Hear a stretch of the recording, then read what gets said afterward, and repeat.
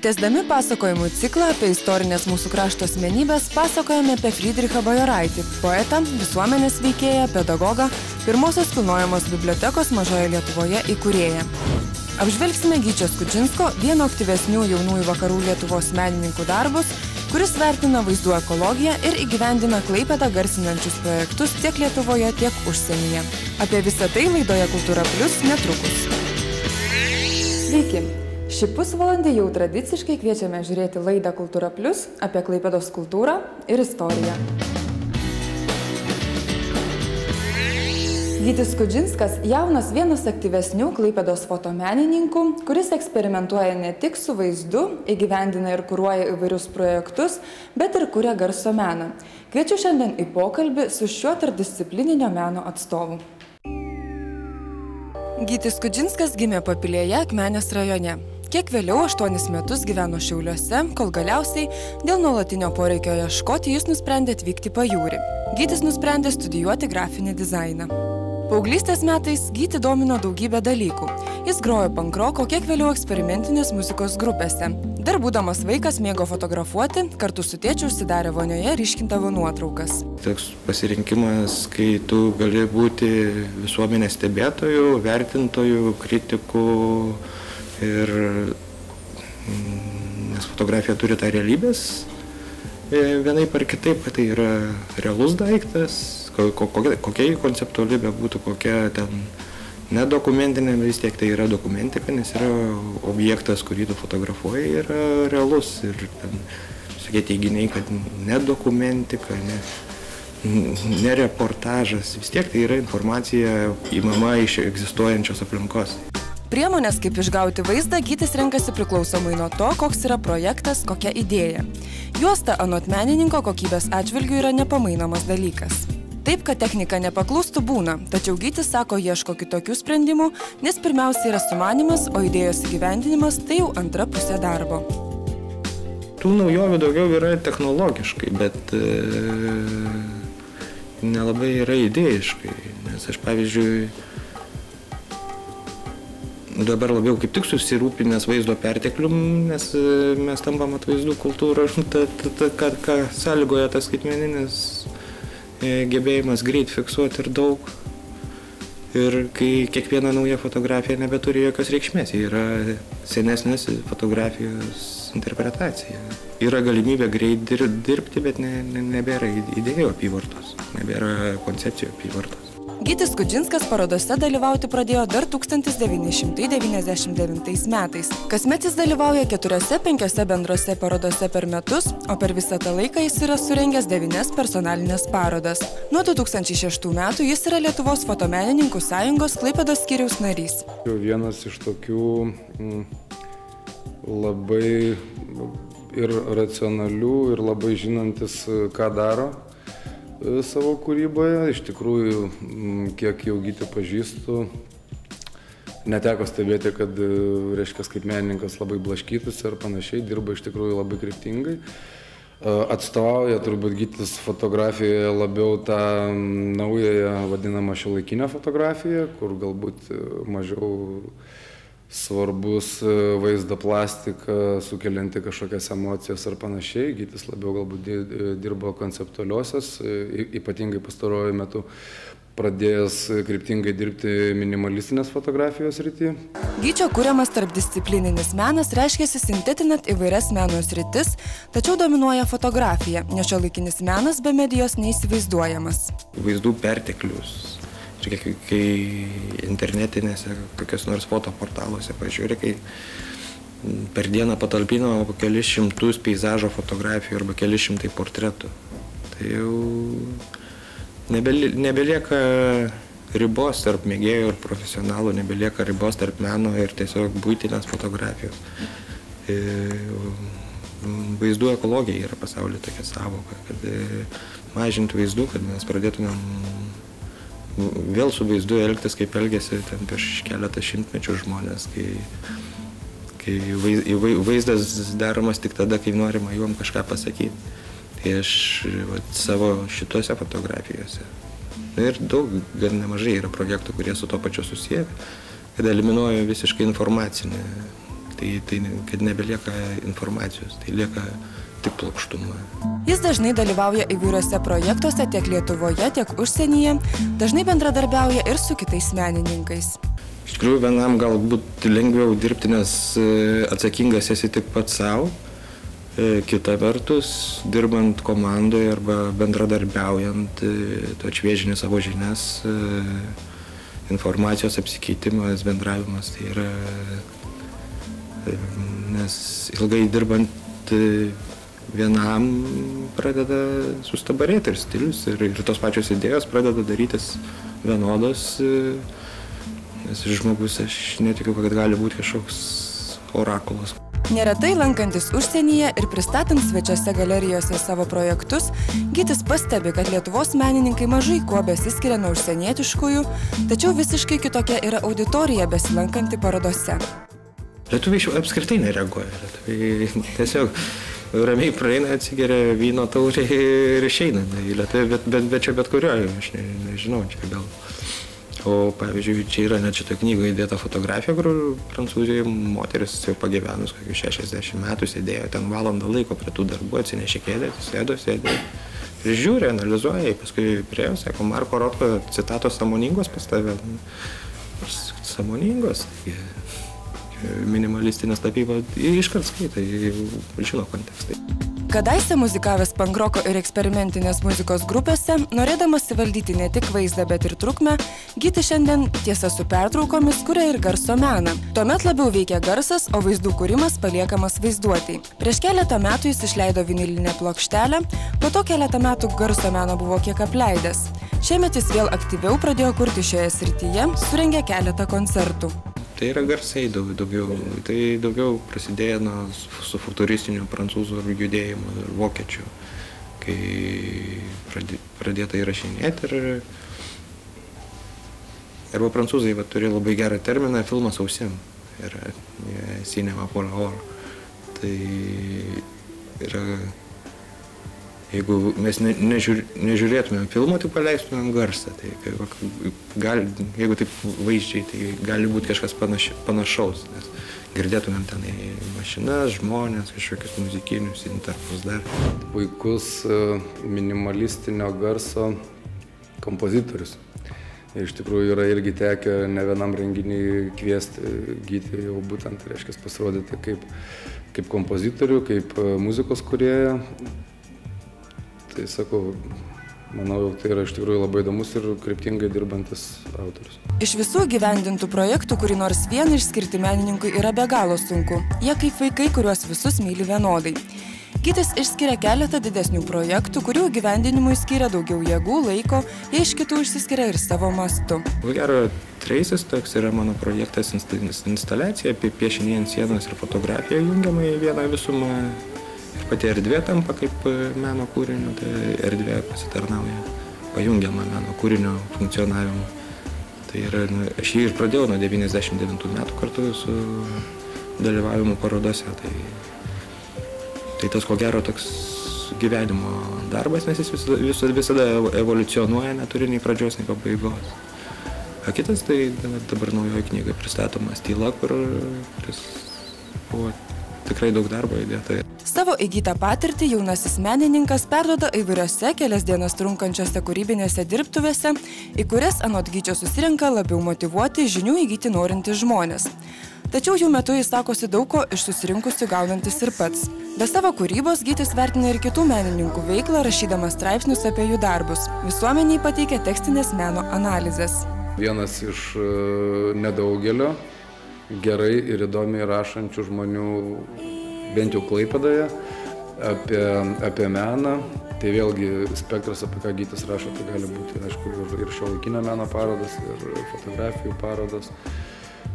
Reiškias, kiek yra tekę skaityti, kiek žinau, reiškias, ką Gytis rašo recenzijas apie įvairius renginius, parodas. Taip pat Gytis rašo tekstus ir savo kuruojamams projektams, ir kitiems leidiniams apie fotografiją. Įgytą dizainerio išsilavinimą bei savo meninį matymą, kūrybiškumą Gytis Kudžinskas pritaiko ir nuolatinėme savo darbe, fotografuodamas, ruošdamas nuotraukas spaudai. Gytis, jog jisai vėlgi yra ganėtinai įvairialypis, kuriantis ne tik fotografijos srityje, tačiau taip pat žinomas ir pripažintas kaip iš tikrųjų labai geras dizaineris. Dauguma tiek Klaipėdos mūsų skyriaus leidinių, tiek aplamai fotomenininkų sąjungos, tiek kitų organizacijų leidžiamų leidinių, ar tai būtų apie fotografiją, ar apie vizualiuosius menus. Gytis, reiškia, daro dizainą ir daro tai iš tikrųjų labai gerai. Yra ten ir apdovanotas, kiek žinau, įvertintas.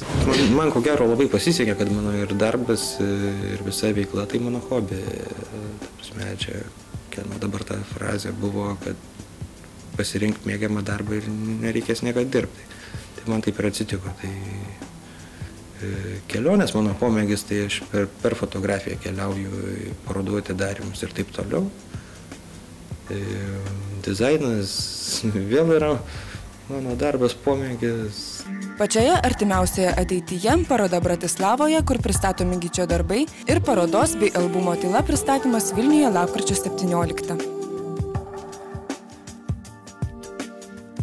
Po akimirkos Baltikum televizijos eteryje reklama, tačiau iš karto po jos papasakosime apie poetą, pedagogą ir visuomenės veikėją Frydrichą Bajoraitį.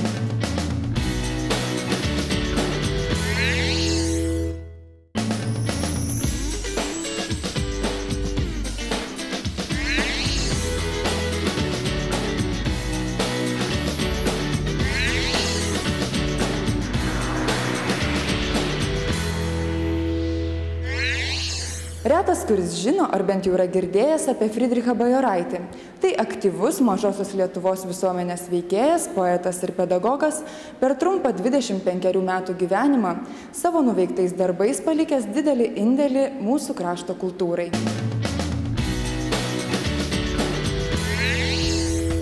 Frydrichas Bajoraitis gimė 1883 m. gruodžio 9 d. Įsručio apskrityje Medukalnių kaime. Jo tėvai Frydrichas Bajoras ir Vilhelmina Raudžiūtė buvo ūkininkai. Tėvas Frydrichas Bajoras valdė 37 margus, tai dabar apie 9 hektarus, neskurdo ir buvo labai šviesus, toks kultūringas ūkininkas. Vienintelis visam kaime prenumeravo 2 laikraščius, tai Naują lietuvišką Zeitungą, į kurią ir Bajoraitis siuntė savo pirmasias korespondencijas ir eilėraščius, ir vieną vokišką, Ostdeutsche Volkszeitung. Namuose kalbėjo lietuviškai ir buvo toks gana demokratiškų pažiūrų. Netrukus po Frydricho gimimo Bajoraičiai pardavė sodybą Medukalniuose, išsikėlė į Ragainės apskritį ir nusipirko ūkį Balandžiuose. Čia Frydricho tėvai susilaukė dar 4 vaikų, vėliau aktyviai įsijungusių į visuomeninę bei kultūrinę veiklą. Buvo 2 broliai, 3 seserys, visi 3 broliai tapo mokytojais. Visi šviesų žmonės. Ir ypač tai pasakytina apie jauniausią bajorą, jau nebe Bajoraitį, o Vilių bajorą, kuris gimė 1899 metais. Tai buvo žinomas Klaipėdos krašte pedagogas, kompozitorius, chorų vadovas. Įdomu, kad jis 34-39 metais vadovavo Šilutės gimnazijai. Balandžių pradinę mokyklą baigė būdamas 14 metų, tačiau dar 1 metus jis lankė evangelikų kunigo Tylo pamokas, kuriuose jaunuoliai buvo ruošiami konfirmacijai. Kunigas pastebėjo Frydricho gabumus ir įkalbėjo tėvus leisti jį į mokytojų seminariją. Prieš įstodamas į seminariją Frydrichas lankė paruošiamuosius kursus Karaliaučiaus preparandijoje. Pabaigęs preparandiją, Frydrichas Bajoraitis toliau mokėsi Karalienės mokytojų seminarijoje nuo 1901 iki 1904 metų. Tai vėlgi labai svarbi mokymo įstaiga buvo, kuri iki 20 amžiaus pradžios buvo pagrindinė, galima sakyti, mokytojų kalvė mažajai Lietuvai. Pradėjo ir iš ten siųsti savo korespondencijas ir pirmosius savo poetinius bandymus ir matyt subrendo kaip asmenybė. Seminarijoje Frydricho Bajoraičio lietuviškosios nuostatos ypač sustiprėjo.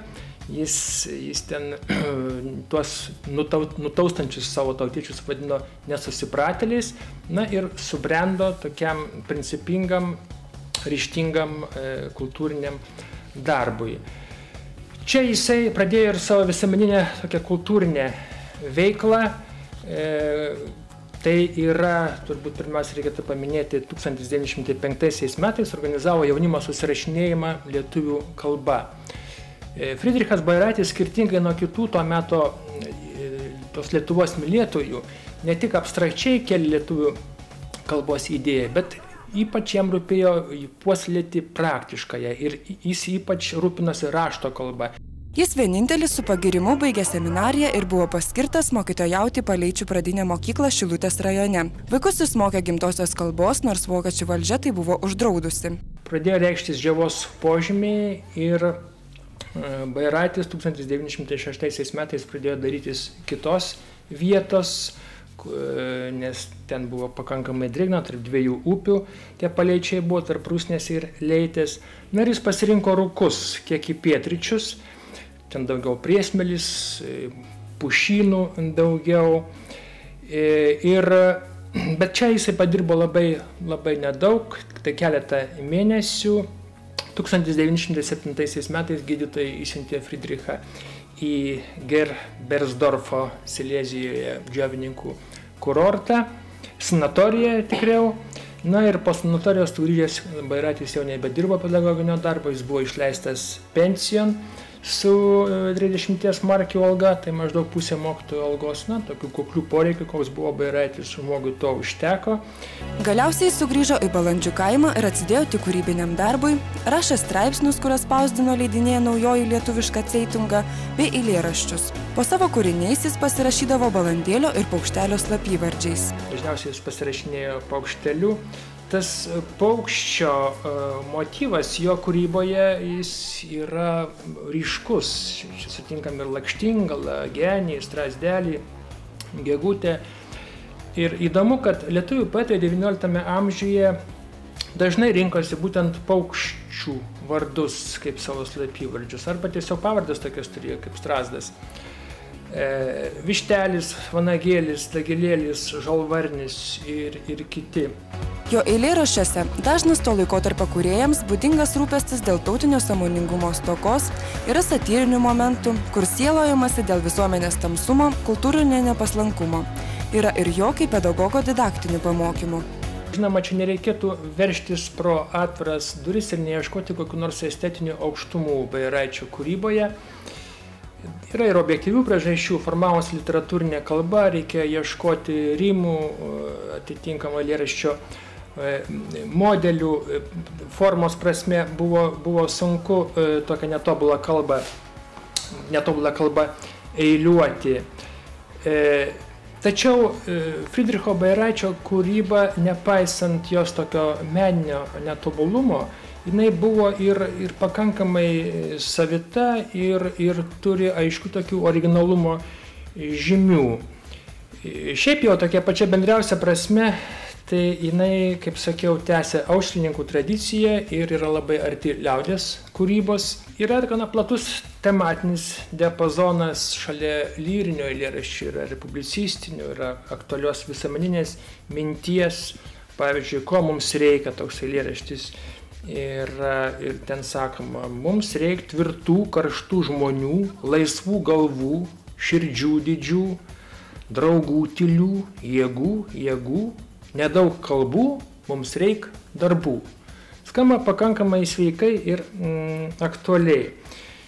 Ir ypač dabar, kai mes gyvename tokio dvasinio susmulkėjimo, autoritetų deficito arba pseudo autoritetų laikais, tokie žmonės kaip Fridrichas Bajoraitis ir toks jų žodis šiek tiek toks didaktiškas, jis visiškai sveikai šiandien gali nuskambėti ir būti labai naudingas mums visiems. Originalumo jo kūrybai teikia ryškus dialogiškumo siekis, apeliavimas į suvokėjo moralumą ir praktinės veiklos skatinimas. Bajoraitis, lyginant su kitais savo plunksnos broliais, tuo meto mažosios Lietuvos rašytojais, buvo vienas ryškiausių. Žinoma, jis yra Vydūno ir Zauervino traukos lauke, bet kaip minėjau, jo kūryboje yra ir tokių aiškių originalumo žymių. Na, reikia pasakyti, kad Bajoraitis darė poveikį, nemažą poveikį ir kitiems to meto poetinės kūrybos atstovas. Įdomu, kad Ieva Simonaitytė, tarkim, mokėjo atmintinai, iki pat mirties kartojo eilėraštį Bajoraičio visur lietuviškai. Friedrichas nepasitenkino nei mokytojavimu, nei poetinė kūryba. Jis norėjo ir tiesiogiai veikti žmonių širdis, kelti jų patriotinius jausmus. Todėl 1905 metais inicijavo Mažosios Lietuvos jaunimo susirašinėjimo akciją, o visai netrukus įsteigė kilnojamą biblioteką – Lietuvų keliaujantį knygyną. Na, ir turbūt svarbiausias Friedricho Bajoraičio toks kultūrinis nuopelnas yra tas, kad jis įsteigė pirmąją Mažojoje Lietuvoje kilnojamąją biblioteką. Tai vadinosi Lietuvių keliaujantis arba lekiantis knygynas.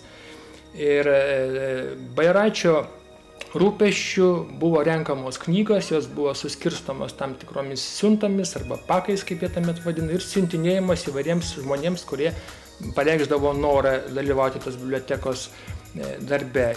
Biblioteka turėjo didžiulę šviečiamąją reikšmę. Jinai veikė ir Bajoraičiui jau išėjus iš gyvenimo iki 1920 metų ir jos dalyvių tarpe buvo apie 2500 žmonių. Tai galima įsivaizduoti, kokią didžiulę šviečiamąją reikšmę turėjo ši biblioteka. Nors Eldžiavos jėgos silpo, tačiau jis nepadėjo plunksnos ir nenuleido rankų. Susirašinėjo su kultūros ir švietimo veikėjais, važinėjo pas draugus Vydūną Adomą Braką. Tačiau jau 1909 metais kovo 16-ąją liga pakirto jaunąjį poetą.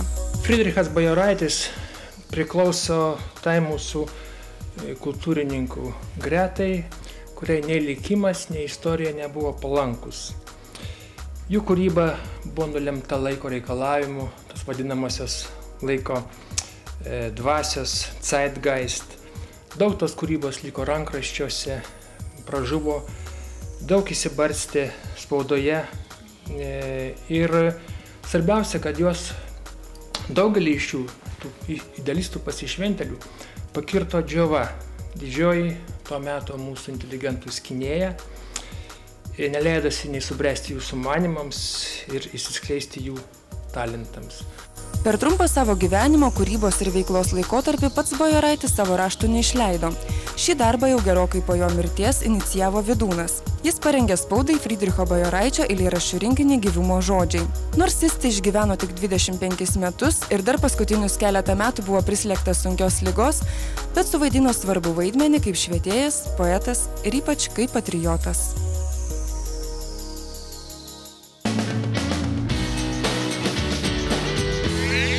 Netrukus išvysite įdomiausių ir aktualiausių Klaipėdos kultūros įvykių apžvalgą.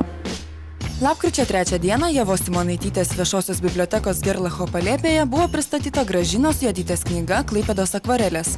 Tai jau antrasis straipsnių rinkinys apie uostamiesčio istoriją, žmones, namus ir vietas. Pirmoji šios knygos dalis išleista 2009 metais, susilaukė didelio skaitytojų dėmesio, taip atsirado ir antroji Klaipėdos akvarelių knyga. Lapkričio 4 dieną Klaipėdos kultūrų komunikacijų centro parodų rūmose buvo atidaryta respublikinė paroda Mažoji plastika 3, kurią jau trečią kartą organizavo Lietuvos dailininkų sąjungos Klaipėdos skyrius. Joje galima išvysti 28 autorius iš įvairių Lietuvos miestų, atstovaujančių skirtingoms kartoms bei mokykloms. Eksponuojama per 80 kūrinių, darbai atlikti įvairiomis medžiagomis bei skirtingomis technikomis. Lapkričio 5 dieną Ievos Simonaitytės viešojoje bibliotekoje vyko Klaipėdos fotomėgėjų klubo fotoburės parodos Gyvi esame, kol mus prisimena atidarymas. Kiekvienas fotografas ieškojo savo kelio, meninio žvilgsnio, simbolių, norėdamas perteikti tai, ką jautė, matė, išgyveno. Parodoje eksponuojamos 53 fotografijos iš įvairių Lietuvos senųjų kapinių, kurias pateikė 27 autoriai iš 3 Lietuvos miestų klubų. Klaipėdos kultūrų komunikacijų centro parodų rūmose lapkričio 8-12 dienomis vyks žmogaus teisių kino festivalis Ad hoc nepatogus kinas.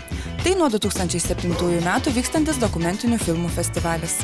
Lapkričio 11 dieną Klaipėdos kultūrų komunikacijų centro parodų rūmose bus atidaryta žinomo Klaipėdos tapytojo Algirdo Taurinsko jubiliejinė paroda. Šiandien girdėjote pasakojimą apie Friedrichą Bajoraitį. Netrukus tradicinis mūsų laidos klausimas apie šią asmenybę. Kokiais slapyvardžiais pasirašinėjo Friedrichas Bajoraitis?